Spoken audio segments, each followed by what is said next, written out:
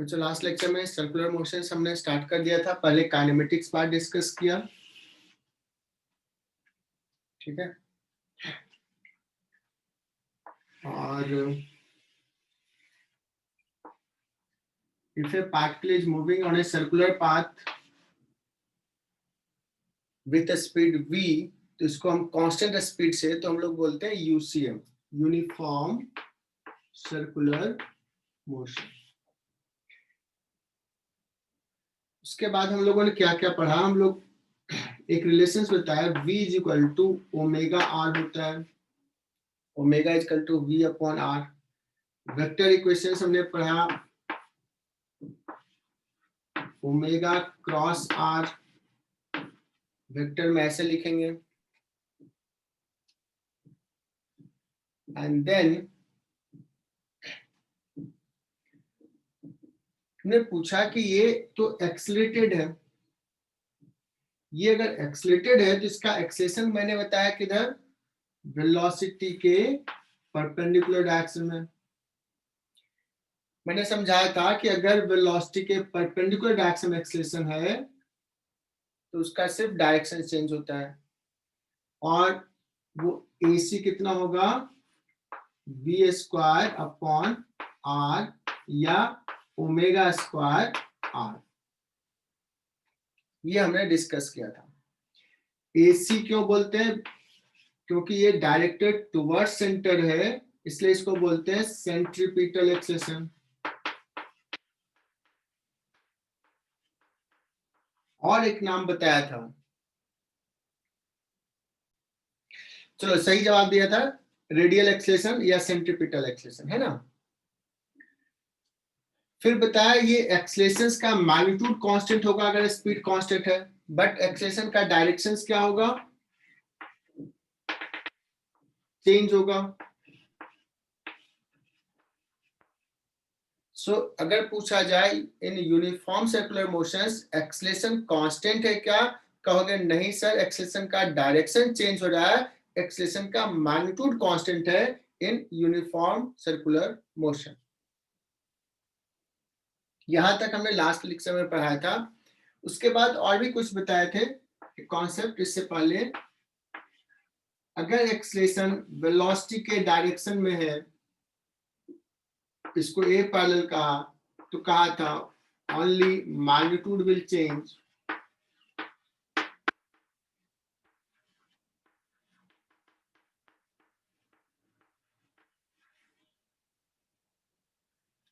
अगर acceleration velocity के perpendicular है, ओनली डायरेक्शन विल चेंज, और अगर वेलोसिटी और एक्सेलेरेशन के बीच में कुछ एंगल थीटा है ना, तो बोथ, ये भी डिस्कस किया था, both direction and magnitude will change, ठीक है। ए पैरेलल को हम लोग क्या कह सकते हैं बच्चों, ऐसे बताया था, तुम्हारे क्लास में समझा रहे थे ना।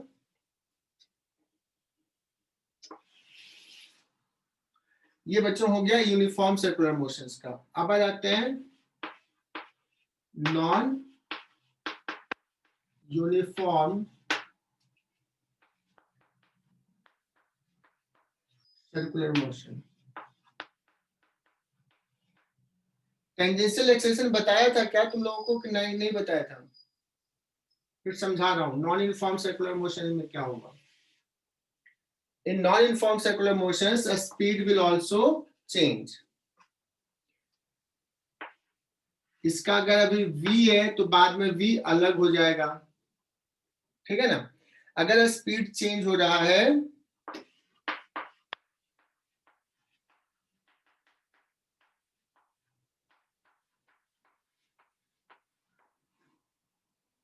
Speed will also change.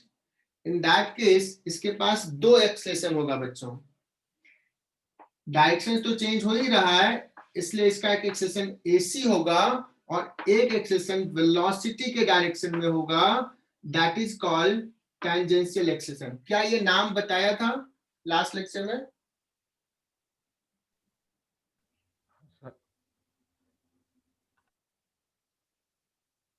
ठीक है, नहीं बताया तो अभी लिख लो। इस डायरेक्शन में एक्सेलेरेशन होगा कब? जब स्पीड चेंज हो रहा है।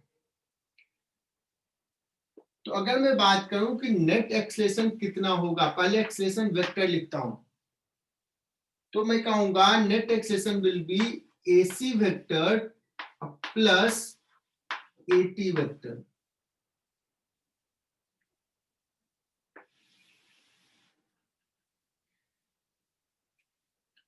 अब मैं बताता हूं AT वेक्टर को हमने क्या कहा, dv by dt, rate of change of speed. ये एक्सेलेरेशन क्या कर रहा है? सिर्फ स्पीड चेंज कर रहा है, तो we can write in this way, d by dt of magnitude of velocity. तो ये क्या है? Rate of change of speed, या इसी को बोल सकते हैं rate of change of magnitude of velocity. बात समझ में आई? नहीं दिख रहा है क्या? ये दिख रहा होगा। और बच्चों AC कितना था? V square by R। अब देखो AC यहां पे देखना, A is equal to AC plus AT लिखा है, तो नेट एक्सेलेरेशन ये कह सकते हो नेट।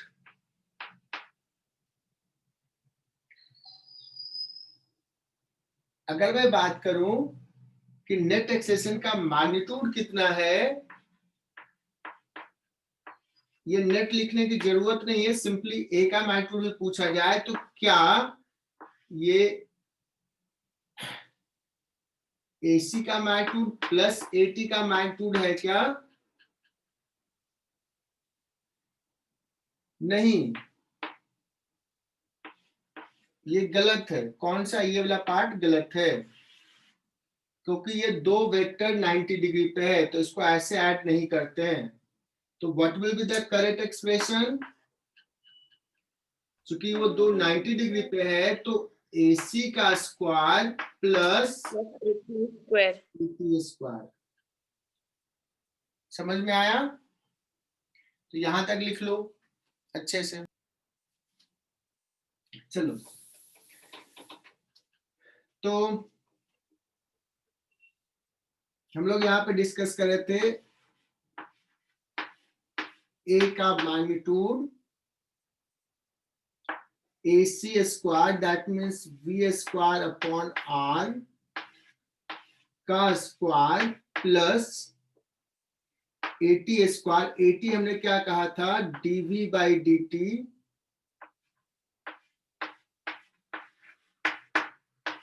इसका स्क्वायर का होल रूट।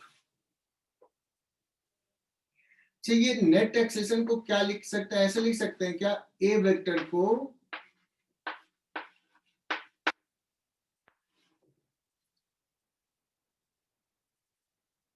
इसको ऐसे लिखा। अब बच्चे कभी कभी कंफ्यूज हो जाएंगे कि सर ये और ये में क्या डिफरेंस है, एक ही जैसे तो है। इसको देखना क्या मैंने बोला है, इसको बोला है dy by dt of magnitude of velocity. dy by dt का मतलब रेट होता है, rate of change of magnitude of velocity. इसको क्या बोलेंगे? Net acceleration. इसको अगर मैं इसी टर्म में लिखूं तो क्या बोलूंगा? दिस इज मैग्नीट्यूड ऑफ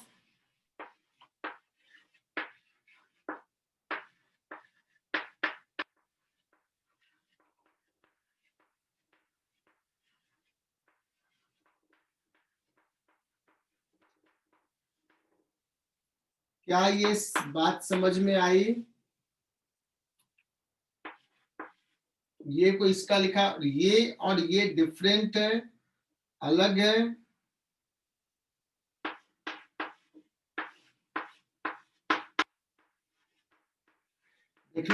देखने में बड़ा भयंकर भयंकर इक्वेशन है।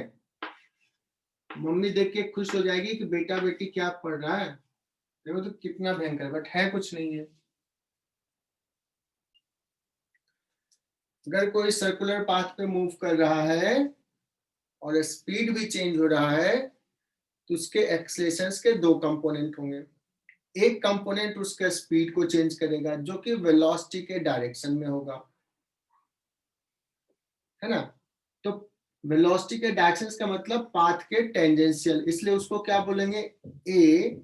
और टी सब्सक्रिप्ट में डाल रहे हैं। कुछ बच्चे होंगे जो नींद में होंगे अभी भी और लिख रहे होंगे ए इंटू टी, ए इंटू टाइम। नो, ए और टी कैसा है, सब्सक्रिप्ट में। इसका काम क्या है, स्पीड को चेंज करना। एक एक्सेलरेशन किधर है, टुवर्ड सेंटर, वेलोसिटी के perpendicular, toward centre centripetal acceleration, radially inward इसलिए रेडियल एक्सेलरेशन भी बोलते हैं। इसका काम क्या है, डायरेक्शन चेंज करना। और अगर सर्कुलर पाथ पे मूव करता है तो ये होता कितना है, AC v square by r. अगर मैं पूछूं इसका नेट एक्सेलरेशन कितना है, तो जो नेट एक्सेलरेशन होगा इसका, that will be vector summation of this two, इधर होगा नेट, है ना। तो ये AC और AT का रिजल्टेंट, ये हो गया नेट एक्सेलरेशन।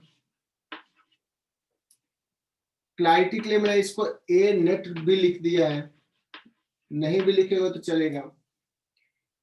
सो इसका मैग्नीट्यूड होगा कितना, तो वेक्टर फॉर्म में लिखे तो दिस इज करेक्ट, ऐसे लिख सकते हैं, this vector plus this vector. But magnitude form में लिखे तो ऐसे लिखना गलत है।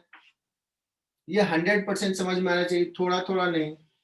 मैग्नीट्यूड लिखना है तो दो वेक्टर 90 डिग्री पे है तो क्या हो जाएगा, AC square plus AT square. ये नेट एक्सेलरेशन क्या है, एक्सेलरेशन कैसे डिफाइन है बच्चों, dv by dt, dv by dt ये वेलोसिटी लिखा है और इसका मैग्नीट्यूड लिखा हो तो ऐसे पुट कर दिया। सो इसको क्या बोला, दिस इज मैग्नीट्यूड ऑफ, किसका मैग्नीट्यूड, एक्सेलरेशन का। एक्सेलरेशन क्या होता है, rate of change of velocity.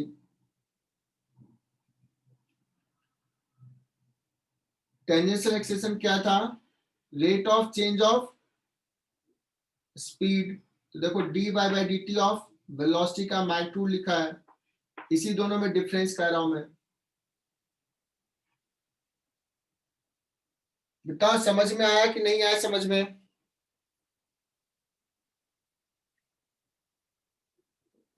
अभी भी किसी को थोड़ा थोड़ा 2-4% ही आ रहा है कि आ रहा है 90%।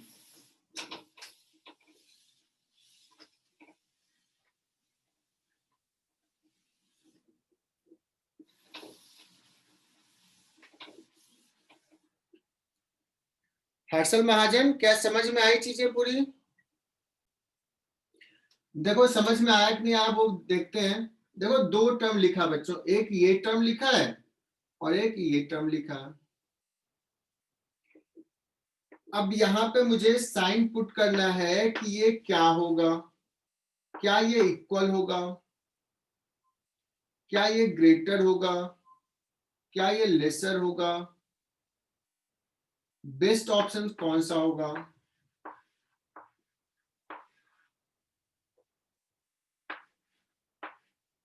चौथा ऑप्शन ग्रेटर देन इक्वल। यहाँ पे साइन कौन सा ऑप्शन पुट करना प्रीफर करोगे, 1 2 3 4, कोई भी मोशन है, in any general motion, it's not circular.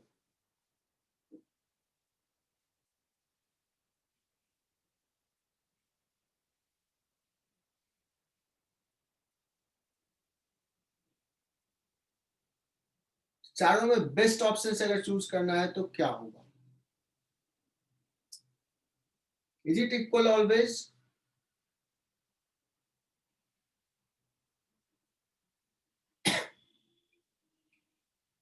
मुझे लगता है कि आंसर्स आ रहे हैं, बहुत सारे बच्चे आंसर्स दे रहे हैं। दिस इज ग्रेटर देन, ये देखो ये क्या है, this square plus this square, मतलब इससे तो ज्यादा है ये, लेकिन इक्वल भी हो सकता है कि क्योंकि किसी केस में AC 0 हो गया। ये क्या है, ये तो 80 है, ये क्या है, नेट A है।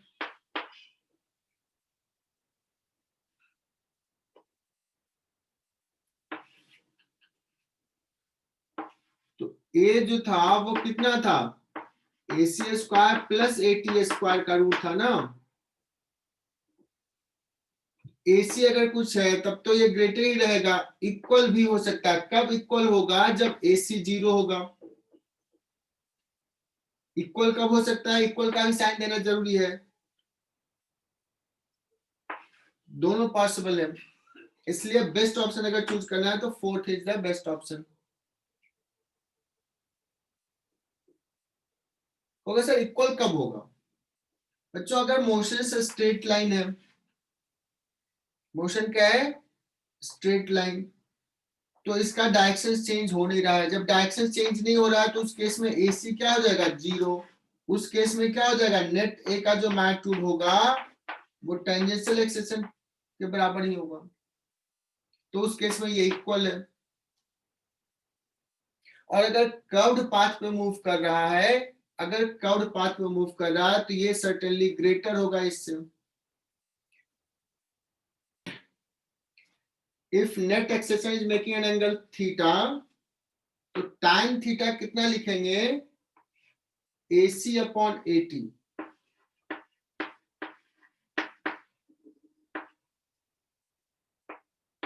That is equal to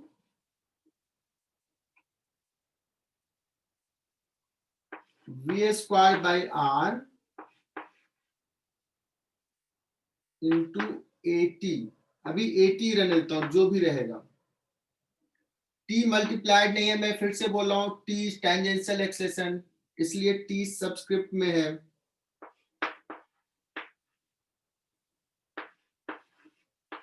theta क्या यहां पे लिखे हैं, angle between acceleration and velocity vector, ये वेलोसिटी है।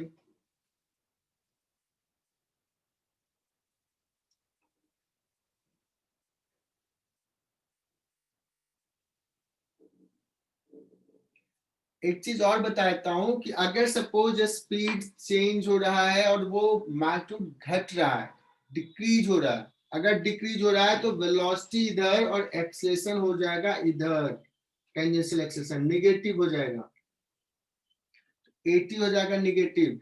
और एंगल की बात करेंगे तो AC इधर और 80 इधर, तो एंगल जो हो जाएगा वेलोसिटी के साथ मोर देन 90 हो जाएगा। बच्चों एक सवाल लिखो,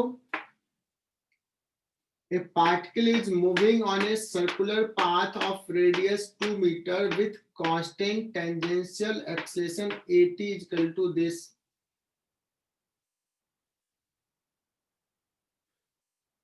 और then find, और ये भी बताता हूं इनिशियल वेलोसिटी 0 है।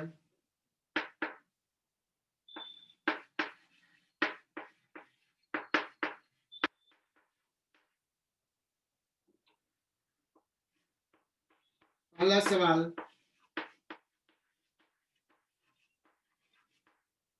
speed at t is equal to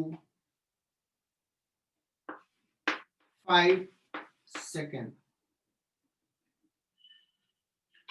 दूसरा सवाल,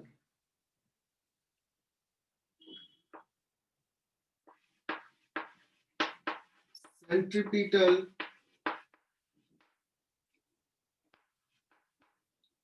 acceleration at t is equal to 5 second. तीसरा सवाल, net acceleration at t is equal to 4 second. चौथा सवाल, angle between net acceleration and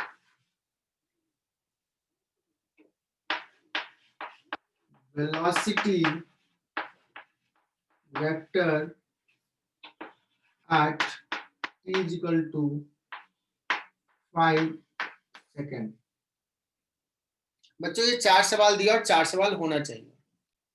यहाँ पे हिंट देता हूं, अगर हमें स्पीड निकालना है और ये टेंजेंशियल एक्सेलेरेशन दिया हुआ ये कांस्टेंट है, तो v is equal to u plus at से a इंटू टी। ये a कौन सा? Tangential speed. तो पहला सवाल तो मैं ही सॉल्व कर देता हूं। t is equal to 5 second पे क्या हो जाएगा? 80 इज 0.4 इंटू टाइम इज 5। ऐसा यूनिट में पूरा पुट किया हुआ है, तो ये हो जाएगा 2 metre per second.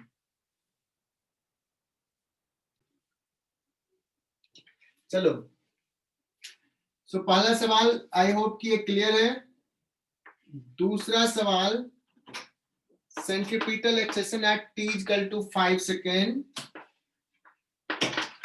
v square upon r। हम लोगों ने v निकाल चुके हैं 2 metre per second SI unit में, अपॉन r भी एसआई यूनिट में 2, हो जाएगा 2 मीटर पर सेकेंड स्क्वायर। ये मीटर 1 मीटर जाएगा। एसी बहुत सारे बच्चों ने मुझे मैसेज किया, बहुत सारे ने सिर्फ 2 बच्चों 3 बच्चों ने मैसेज किया। महक मोदी सबसे पहले, फिर राशि, अपूर्वा साहब। तीसरा सवाल देखते हैं, net acceleration at t equal to 4 second.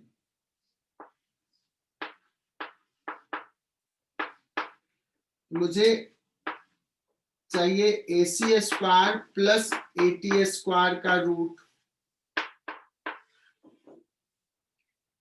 AT तो दिया हुआ ही है, कितना है? 0.4, 0.4 का स्क्वायर और AC स्क्वायर। अब महक मौली थोड़ा सा लगता है गड़बड़ कर दिए कि ये 5 सेकेंड पे नहीं, मैंने 4 सेकेंड पे पूछा है। तो 4 सेकेंड वेलोसिटी कितना हो जाएगा? तूने 5 सेकेंड पे निकाल दिया था, इट्स ओके, लेकिन सही कुछ तो सही किया। 4 सेकेंड में पूछा तो पहले वेलोसिटी निकाल लेते हैं। 4 सेकेंड पे what will be the velocity 4 second पे? 1.6, 1.6 का स्क्वायर डिवाइड बाय 2। ये तो बच्चों हो गया सिर्फ AC, और इसका भी स्क्वायर है ना,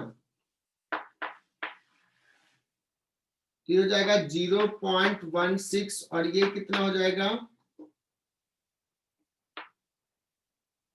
ये थोड़ा कॉम्प्लिकेटेड हो जाएगा, 16 into 16,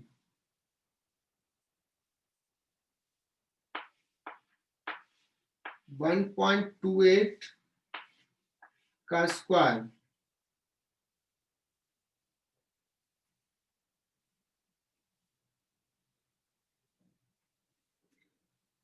one point two eight का स्क्वायर प्लस 0.16 का रूट।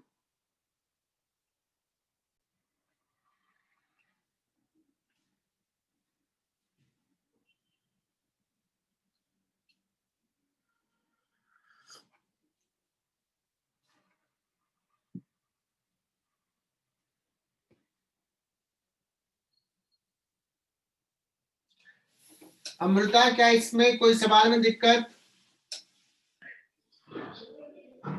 नो सर, समझ आ रहा है।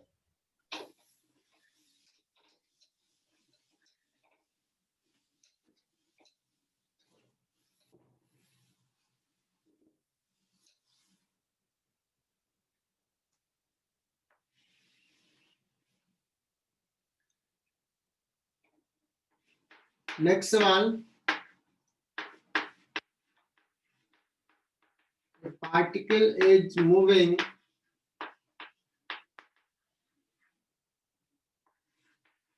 on a circular path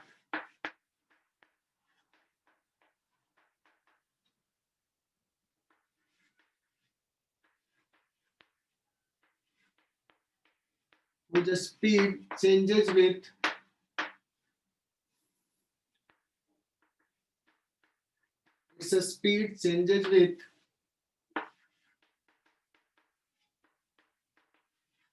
time as v is equal to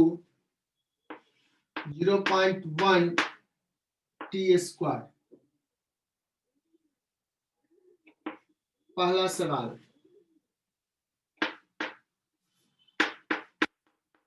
fine, ये सारे बच्चों से होना चाहिए, मैं पूछूंगा। Fine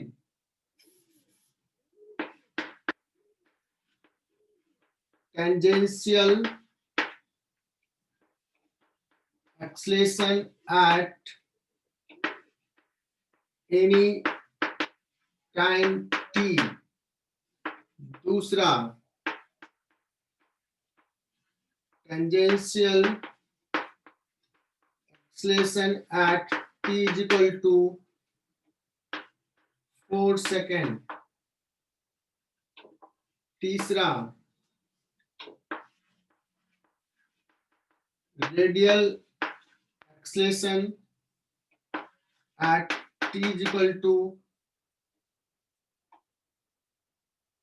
say particle is moving on a circular path of radius 1 meter, ये लिख लेना, of radius 1 meter, फिर its speed changes with time as radial acceleration at t is equal to 2 seconds। चौथा, angle between velocity and net acceleration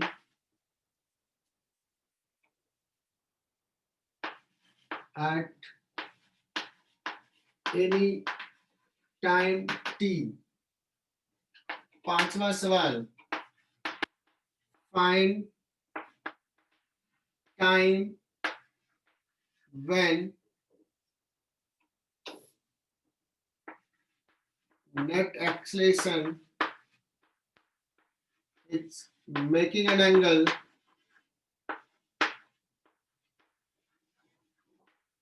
(45°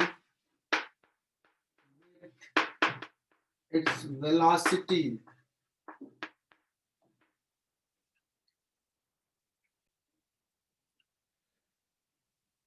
तो बच्चों इसको solve करो, मुझे लगता है ये सबसे होना चाहिए। बच्चों पहला सवाल लेते हैं, tangential acceleration at any time t। तो बहुत ही सिंपल सा है, टेंजेंशियल एक्सेलरेशन क्या होता है, dv by dt, rate of change of speed, 0.1 t square, that is equal to 0.1 और t स्क्वायर का 2t। स्नेहल तुम्हें ये नहीं आएगा, तुझे दिक्कत होगा, मैं तुमसे बात करता हूं क्या करना है इसके लिए। 0.2t,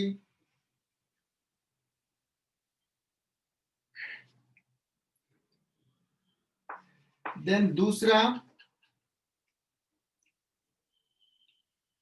tangential acceleration at t equal to 4 second.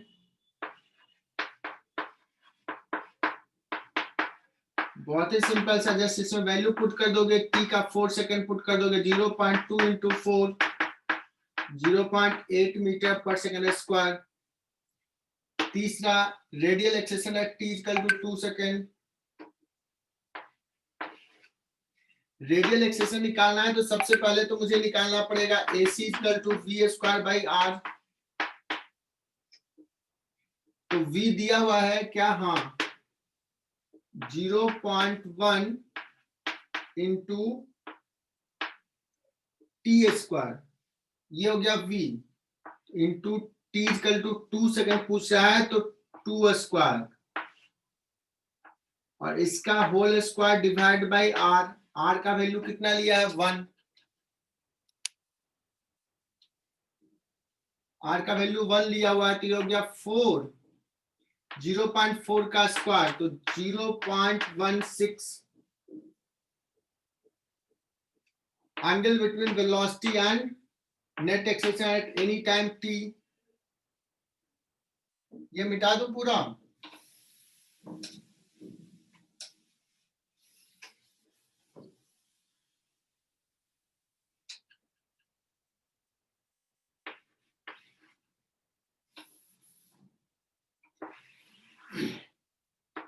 ये हो गया सेंटीपिटल, ये हो गया टेंजेंशियल।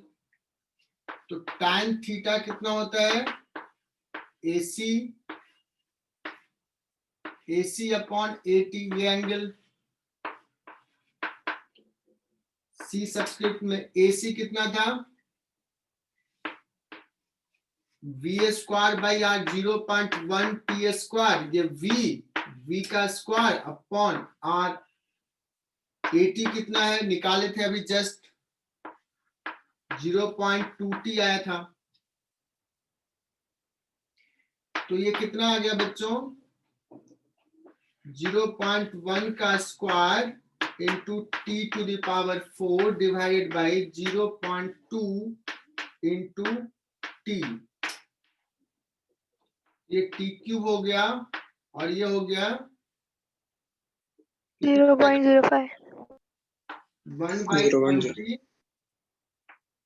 Into T cube. सही लिखा क्या? तुम भी सही बोल रहे हो 0.05, ये 0.1 का स्क्वायर है तो नीचे 100 ले लिया। पूछा किस टाइम पे ये कितना हो जाए 45 डिग्री हो जाए, तो tan 45 1 कर दिए तो दिस इज इक्वल टू 1 कर देंगे तो आ जाएगा। बच्चों ये हमने काइनेमेटिक्स पार्ट डिस्कस कर लिया, अब आ जाते हैं डायनेमिक्स पार्ट पे।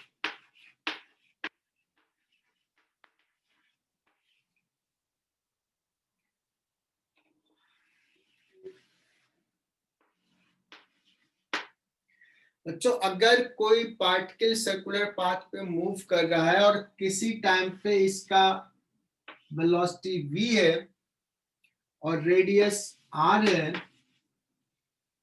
सो इसका इस डायरेक्शन में जो एक्सेलरेशन है टुवर्ड्स सेंटर वो है v स्क्वायर बाई r।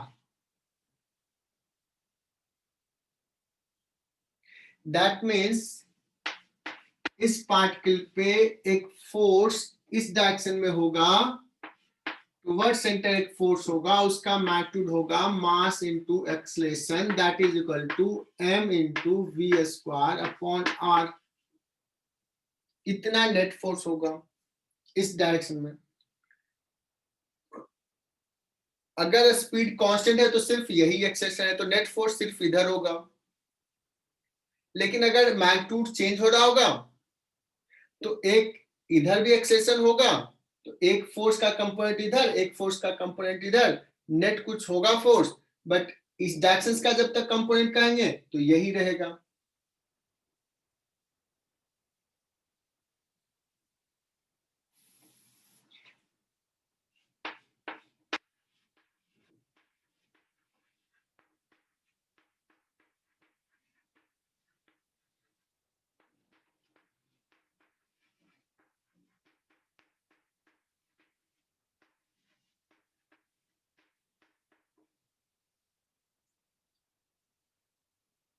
है ना? नेट फोर्स टुवर्ड्स सेंटर कितना होगा mv स्क्वायर बाई आर। क्योंकि ये टुवर्ड्स फोर्स है इसलिए इस मैग्नीट्यूड को बोल देते हैं बच्चों centripetal force.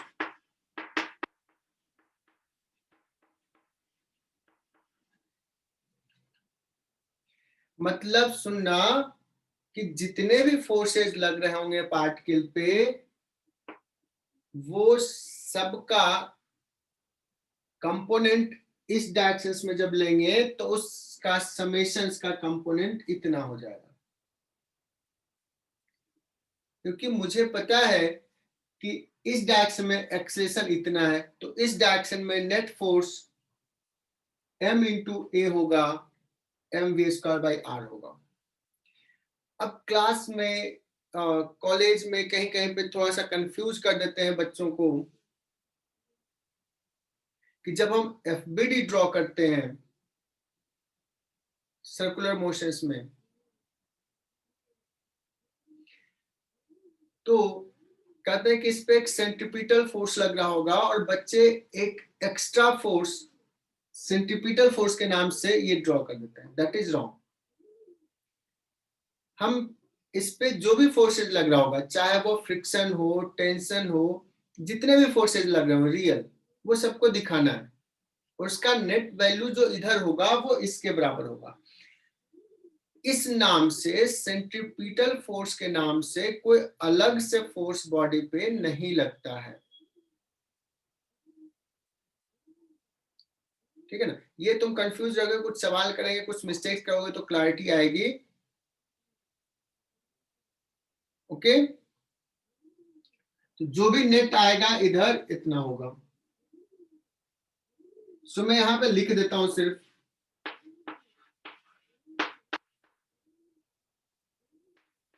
in FBD do not draw any force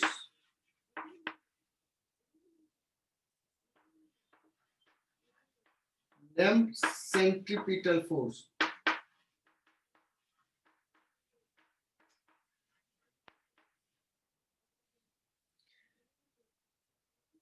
आगे के सवालों में हम कैसे कहेंगे कि इस डायरेक्शन में इतना फोर्स चाहिए, इतना फोर्स का रिक्वायरमेंट है, वो फोर्स कौन देगा? या तो टेंशन दे रहा होगा, या फ्रिक्शन दे रहा होगा, या नॉर्मल रिएक्शन दे रहा होगा, वहां पे हमें देखना होगा। अभी कुछ सवाल कराएंगे, है ना? और ये यूनिफॉर्म हो या नॉन यूनिफॉर्म, अगर यूनिफॉर्म है तो नेट फोर्स भी इधर ही है और इधर कंपोनेंट नहीं है। नॉन यूनिफॉर्म है तो इसका नेट फोर्स होगा इधर, इसका इस डायरेक्शन में कंपोनेंट इतना होगा और इधर भी कुछ कंपोनेंट होगा। क्लियर? इसको मिटा दो, लिख लो इसको। बच्चों, अभी हमने क्या डिस्कस किया कि अगर सर्कुलर पाथ पे मूव कर रहा है तो टुवर्ड सेंटर बॉडी पे जो नेट फोर्स होगा वो होगा mv²/r, या अगर ओमेगा के टर्म में कहें तो कितना हो जाएगा?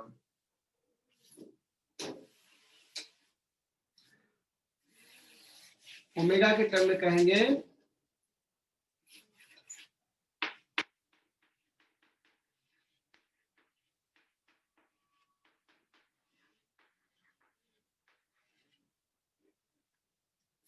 ठीक है।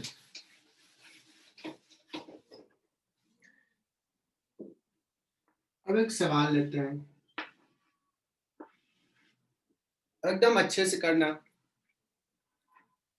देखो, एक सिंपल पेंडुलम है और इसको यहाँ पे एक वेलोसिटी दे दिया v0 विच इज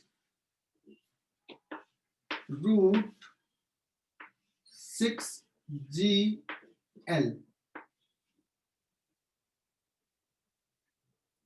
इसका मास है m, और मैं पूछूं कि अभी इसका टेंशन क्या है इस मोमेंट पे।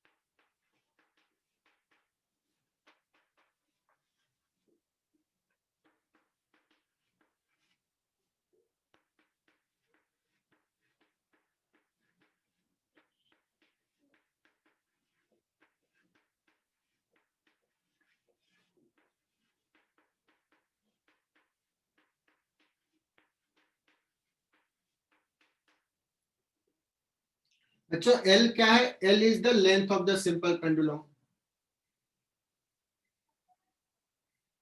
तो मुझे लगता है तुम लोग इसको कर सकते हो खुद से।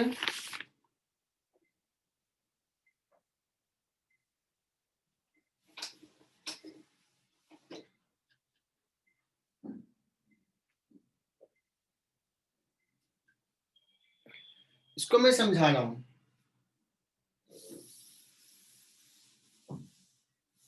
इसमें बच्चों फोर्सेस देखते हैं कौन कौन सा है। लोएस्ट पॉइंट पे अभी कौन कौन सा फोर्स है? तो कहोगे सर इस पे जो फोर्स है ना, एक है mg और एक होगा स्ट्रिंग का टेंशन T। और अगर इसका वेलोसिटी ऐसा है तो यू कैन गेस कि इसका पाथ जो होगा वो सर्कुलर होगा। ये दूर तो जा नहीं सकता है, ये पॉइंट के अबाउट सर्कुलर पाथ कर रहा है। स्पेशली एमबी बैच सब समझना, एमआर बैच को तो आता ही होगा।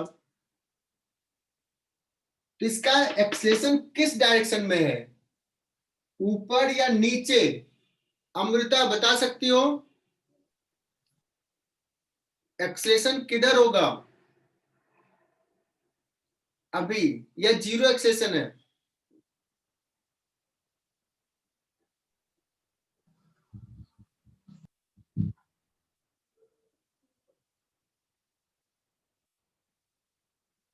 गार्गी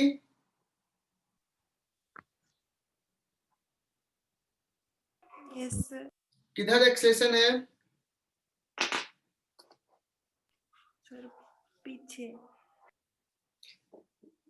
नहीं, ये अभी ऐसे जाना है सर्कुलर पाथ पे, अभी इसका एक्सेलेरेशन किधर है, ऊपर या नीचे? नीचे। अमृता सॉरी गार्गी नहीं पढ़ रही हो। ऊपर होगा सर। ऊपर होगा सर। ऊपर होगा। देखो बाकी बच्चों में क्या कॉन्फिडेंस है। किधर एक्सेलेरेशन होता है? Toward centre. सेंटर किधर है? ये है सेंटर, इधर। अब देखो ये छोटी छोटी चीजें मुझे लगता है कि तुम्हें आता है, कोई बात नहीं। अभी समझे क्या गार्गी? हाँ सर। यशवर्धन चतुर्वेदी क्लियर हुआ क्या तुझे? एक्सेलेरेशन होगा ऊपर तो नेट फोर्स भी ऊपर इस डायरेक्शन में। तो मैं क्या लिखूं, T माइनस mg लिखूं या mg माइनस T लिखूं? Net force in upward direction T minus mg कितना होगा? m v square by r। r यहाँ पे कितना होगा बच्चों? लेंथ। m v स्क्वायर कितना है बच्चों? 6gl upon l, 6mg। सो t कितना हो गया? 7mg। क्या सबको समझ में आया ये?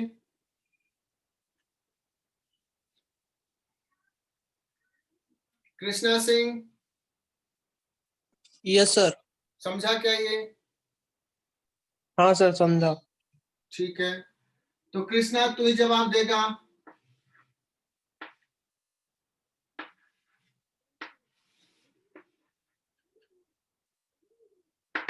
Simple pendulum is moving in a circular path. At highest point, it has a speed v. v1 is equal to root 3gl. v1 कितना है? root 3gl. Find tension. देखते हैं कौन कौन सा बच्चा इसका जवाब देता है। सर्कुलर पाथ पे मूव कर रहा है, हाईएस्ट पॉइंट पे इसका स्पीड है रूट 3gl। ये क्वेश्चन नंबर 2, इससे कोई लेना देना नहीं है। What is tension? देखते हैं कौन कौन सा बच्चा आंसर करता है। बच्चों मुझे पता कैसे चलेगा जब तक आंसर नहीं करोगे, मैसेज नहीं करोगे। अब इस पॉइंट पे बात करते हैं। ये भी सर्कुलर पाथ में मूव कर रहा है। What are the forces? बहुत प्यार से समझाया था न्यूटन्स लॉ में। टेंशन किधर लगेगा? इधर T। और कौन सा फोर्स है? mg। mg, mg। बहुत बढ़िया, दोनों का डायरेक्शन सेम, टुवर्ड सेंटर है, T भी टुवर्ड सेंटर, mg भी toward center, this is the net force toward centre. तो net force toward center is equal to m v square by r। और तुम एक देख रहे होगे एक चीज, FBD जब ड्रॉ कर रहे हैं तो m v square by r नाम का कोई फोर्स ड्रॉ नहीं कर रहे हैं, है ना। Net force is equal to कितना हो जाएगा, m v square by r. इसको मैं बोलूंगा, इसको सेंट्रीपिटल फोर्स इतना चाहिए, it is required. Which force is providing the required centripetal force? Rishika Pandey, तुम भी आंसर करना आगे के क्वेश्चंस में। Which force is providing the required centripetal force? तो तुम कहोगे सर T और mg मिल के दे रहा है, T प्लस mg। शलोनी देखना कहां गड़बड़ की तुमने, V का वैल्यू पुट कर दो, V स्क्वायर जो है 3gl है, R एग्जैक्टली L है, 3mg हो गया, सो T इक्वल टू आ गया 2mg। 95% बच्चों ने सही किया था, एक दो बच्चे गड़बड़ किए टोटल। इसमें बताना है कि जब ऐसे सर्कुलर पाथ पे मूव कर रहा है simple pendulum, and when string is horizontal, at that moment मैंने दे दिया V इज √3gl, तो what will be tension in the string, कितना टेंशन होगा।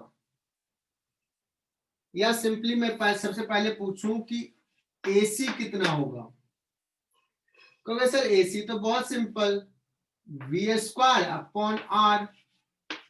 V कितना है 3gl का रूट स्क्वायर कर दी, ये आ गया। R कितना है L, तो सेंट्रीपिटल एक्सेलरेशन कितना हो गया 3g।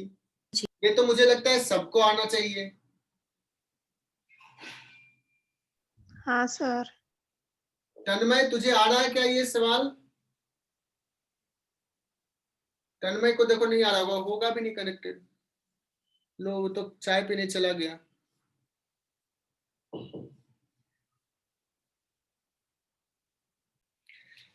और बहुत सारे बच्चों ने मुझे आंसर भी कर दिया कि सर T कितना होगा।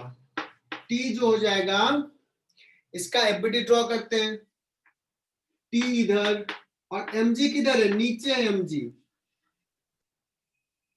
mg कितना है, किधर, नीचे। टुवर्ड सेंटर कौन सा फोर्स है, only T, only T toward centre. तो हम लिखेंगे T equal to m v square by r, m 3gl अपॉन L 3mg। प्रतीक बताओ, सही लिखा क्या, प्रतीक है क्या? प्रतीक भाई कहाँ हो? यस सर, हूँ कनेक्टेड।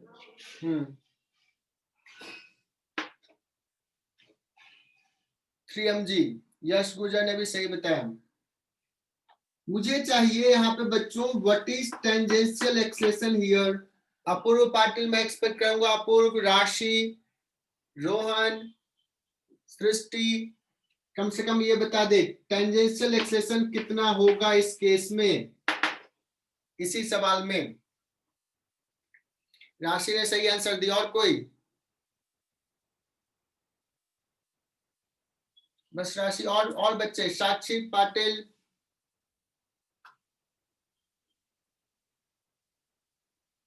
शुभम बाशी ने गलत आंसर है। शुभम एक बार और ट्राई करो, मुझे लगता है सही जवाब दे दोगी। अपूर्व पाटिल करेक्ट, साक्षी पाटिल करेक्ट, रोहन तुम्हारा नहीं जवाब आया है, सृष्टि नहीं आया जवाब अभी तक।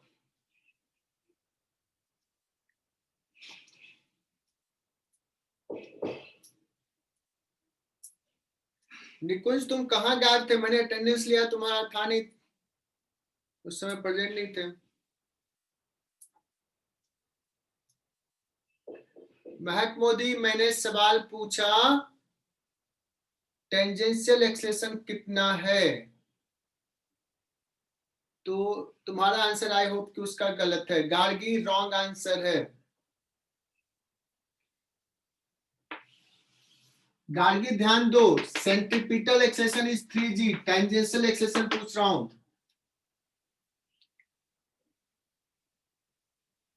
अमृता तुम्हारा पहला क्वेश्चन का जवाब अभी दी इतना लेट, वो सही है। दूसरा सवाल ऑलरेडी पूछ चुके हैं। चलो, कुछ बच्चों ने सही जवाब दिया है।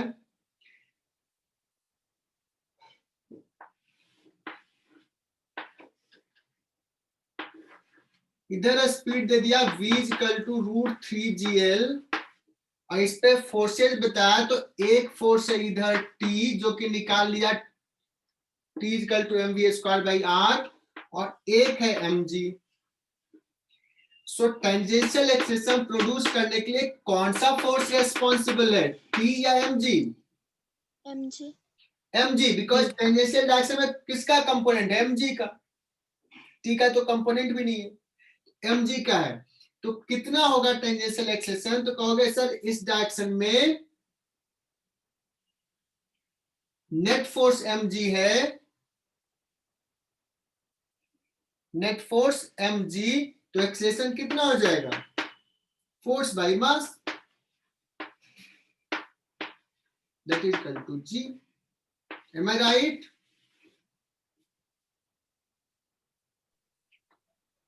सो टेंजेंशियल एक्सेलरेशन हो गया g।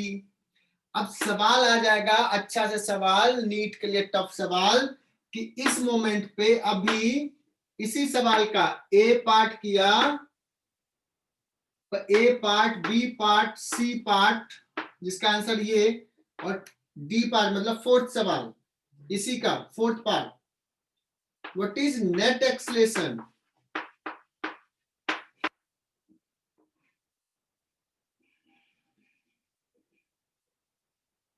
मानसी परदेसी, क्या बता सकते हो नेट एक्सेलरेशन कितना है?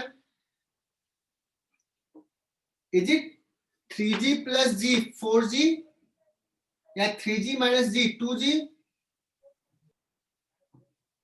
कि 3g? कौन सा घोटाला हुआ? अगर किसी ने 3g प्लस g 4g बताया तो बहुत बड़ा घोटाला है बच्चों। 3g ना 4g ना 2g, क्या हो जाएगा? सर वो 3g² प्लस g² हो जाएगा ना। क्या बात है, क्या कॉन्फिडेंस से बताया, किसने बताया? मुझे नाम जानना है। बहुत बढ़िया, मानसी। क्या बात है मानसी, बहुत बढ़िया। ऐसे ही मुझे जवाब चाहिए। √10g²। ओवर 10g, जी बाहर रहेगा रूट से, है ना?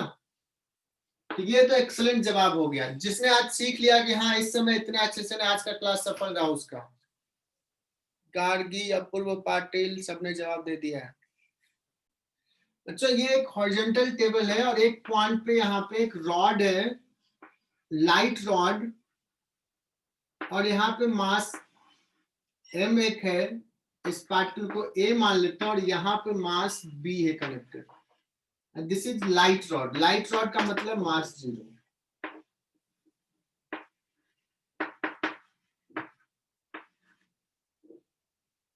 ये भी लेंथ है l और ये लेंथ है l।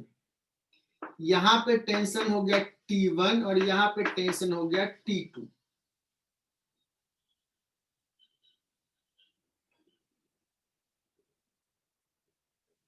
ठीक है, थोड़ा सा टफ ले लेते हैं। और ये चल रहा है ऐसे, एंगुलर वेलोसिटी ओमेगा से रोटेट कर रहा है, और ये हॉरिजॉन्टल है बच्चों, mg नीचे लग रहा है ना। कांस्टेंट एंगुलर वेलोसिटी ओमेगा से रोटेट कर रहा है in horizontal plane.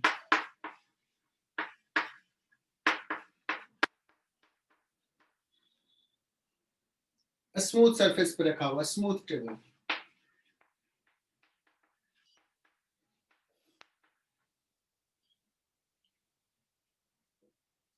So what is tension in the rod between A and B, that is T2 क्या है?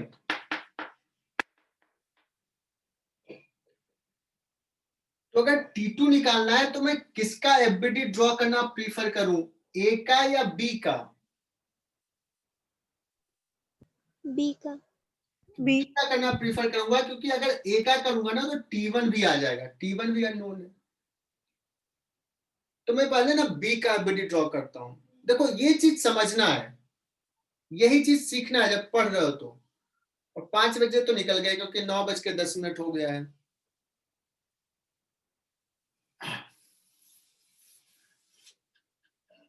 एक मिनट भी ज्यादा नहीं देते हैं बच्चे। तो इसका एफबीडी अगर ड्रॉ किया, टुवर्ड सेंटर ड्रॉ किया, तो एक ही फोर्स है, दैट इज इक्वल टू, यहाँ पे मैं क्या लिखना प्रीफर करूं, mv²/r या m omega r? M omega square r. ये ओमेगा M लिखा ओमेगा। हुआ है, दोनों पार्टिकल का ओमेगा सेम है। तो m ओमेगा² और r कितना लिखूं, 2L 2l। 2l, चलो T2 हो गया। लेकिन अब तो मैं T1 भी पूछूंगा। अब क्या करोगे, ए का एफबीडी ड्रॉ करोगे। तो जब ए का एफबीडी ड्रॉ करोगे m मास का, तो इस पे एक T1 इधर लग रहा है बच्चों और T2 इधर लग रहा है, और इसका नेट एक्सेलेरेशन किधर है, इधर टुवर्ड सेंटर। तो क्या लिखूं, T1 माइनस T2 लिखूं या T2 minus T1? T1 minus T1 minus T2. That is equal to क्या लिखूं, m omega net force toward center on A is equal to कितना, L या 2L? L। T1 कितना हो जाएगा, T2 प्लस m ओमेगा² L, तो कितना हो जाएगा, ये डायरेक्टली लिख दूं अब, 3m Omega square 3L.